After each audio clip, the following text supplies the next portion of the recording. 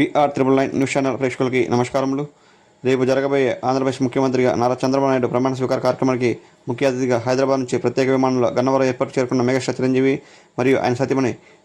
సురేఖ గారికి ఘనంగా స్వాగతం పలికిన అభిమానులు.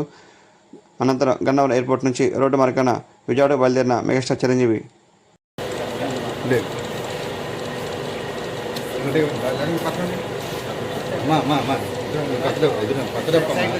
మీరే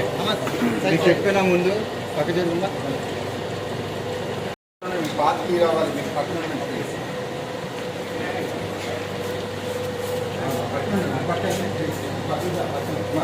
నీటి చెప్పింది ఇందాక చెప్పండి నువ్వు అడ్రస్ కాదు లేదు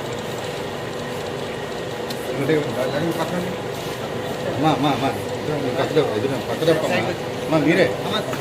చెప్పినా ముందు పక్క జరుగుతుందా